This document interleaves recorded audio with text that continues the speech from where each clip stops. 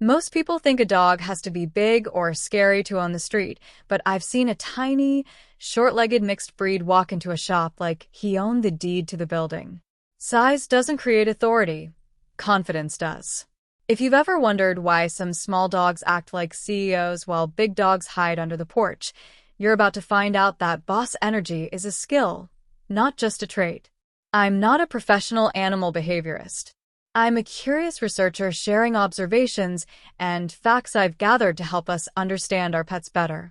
If you're thinking about training your dog, always check with professionals for guidance. I have this neighbor's dog. I don't know his name, but in my head, I just call him the boss. He's a unique mix, short legs, long body, which makes me think he's got some dachshund in him. Now, my dog Shiro has lived in this neighborhood much longer, but the way the boss carries himself is incredible. He hasn't even lived here that long, but he acts like he built the road. A few months ago, he walked into my friend's tailoring shop. He didn't sneak in or look nervous. He walked in like a wealthy customer checking to see if the fabric was high quality enough for his taste. He looked around, assessed the place, and just walked out. That kind of confidence in a dog that isn't even in his own house is fascinating. It made me wonder, how does a dog actually gain that kind of boss presence? The pillars of dog confidence. 1. Territorial confidence. Dogs are masters of space. My neighbor's dog used to hang out in front of a nearby store. Even though it wasn't his home, he claimed it. He'd bark at customers, making them feel like they were the ones trespassing. This happens because dogs often extend their safety zone to places where they feel comfortable or spend a lot of time. However, his status changed when that store owner got 2 new dogs. Suddenly, the boss stopped staying there. This shows that dog confidence is often relational. It's a balance of power. When the store was empty, he was the king. When 2 new employees moved in, he decided it wasn't worth the fight and moved his business elsewhere. This is a sign of a smart, confident dog, knowing when to hold your ground and when to pivot. 2. The power of posture, body language. Confidence isn't just an internal feeling, it's a physical display. Confident dogs usually have relaxed movements, steady breathing, and don't flinch easily. They walk with their heads up, tails held at a specific height, and eyes scanning the horizon. Breed traits play a role here too. Dachshunds, for example, were bred to hunt badgers. They are naturally bold and fearless. When you mix that ancestral bravery with street smarts from living in a busy neighborhood, you get a dog that refuses to be intimidated by his small stature. 3. Purposeful movement. Have you noticed how some dogs trot like they have an appointment they can't be late for? When I fetch water or buy food, I often see the boss walking in the opposite direction. He never wanders aimlessly. He always looks like he's on a mission, perhaps going to visit his owner at work. This sense of purpose is a huge part of dog psychology. A dog with a destination is naturally more secure than one that is just drifting. 4. The positive feedback loop. While dogs don't look in the mirror and think about their looks, they do react to how humans treat them. If a dog is handsome, well-kept, and carries himself well, people likely smile at him or give him space rather than shooing him away. This creates a loop.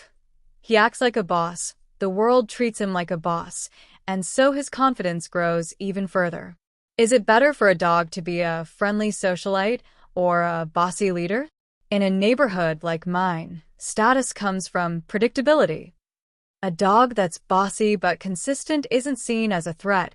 He's just seen as a high-status individual. Other dogs respect his space because he clearly respects his own. It's not about being mean. It's about self-assurance. Watching this dog made me realize that confidence isn't about being the biggest or strongest. It's about knowing your place, trusting yourself, and moving like you belong. That's something both dogs and humans can learn from. It isn't always something you're born with. It's built through experience, repetition, and adaptation. For those of you wondering why I don't show you a photo of this legendary boss dog, it's because I haven't owned a smartphone in over 5 years. I'm living simply and saving up so that one day I can show you all the characters in my neighborhood, the dogs, the cats, and the beautiful plants.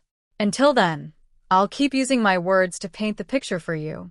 I don't take photos, so everything I share is based on memory and daily observation. I hope you can see him in your mind's eye. Confidence in dogs isn't about the breed or the size.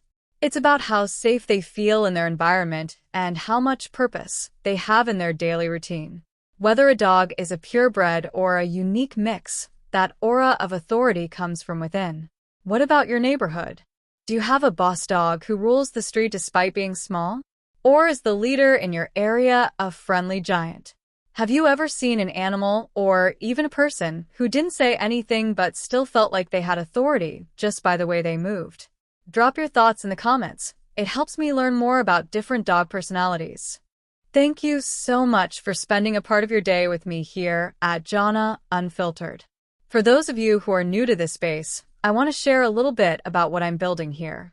This channel is my personal and learning diary. I am an ESL tutor and a solo dweller in the Philippines, living a life fueled by curiosity. Whether I'm researching the hidden traits of animals, diving into the mysteries of the natural world, or exploring the deep threads that connect Filipino, Japanese, and Korean cultures, this is where I document my journey. I believe that as technology and the world grow more advanced, our minds should grow right along with them. I use this text-to-speech voice to tell my stories for a very practical reason. As a full-time teacher, I have to be incredibly careful with my vocal cords. Managing vocal nodules means I must save my voice for my students in the classroom, but I refuse to let that silence my creativity. Using these digital tools allows me to share my research and my life with you while protecting my health. On this channel, there are no fixed themes and no performances, just honest documentation. From insights gathered in my global classroom to my experiences crafting a solo retirement lifestyle on my own terms, this is my way of staying productive and moving forward. I am currently working toward my goal of 1,000 subscribers, so I can turn this passion into a sustainable future for myself and my pets. If you found something meaningful in today's video, please consider subscribing to help me reach that milestone. Your support, whether it's a comment or a view, truly helps me keep the depressing thoughts at bay and keeps my focus on building something beautiful. If you'd like to support my journey even more, you can check out the Buy a Treat for My Pets link in the description. Shiro and the rest of the pack send their thanks. Thank you for being a part of this journey. I'm Jhonna, and I'll see you in the next one.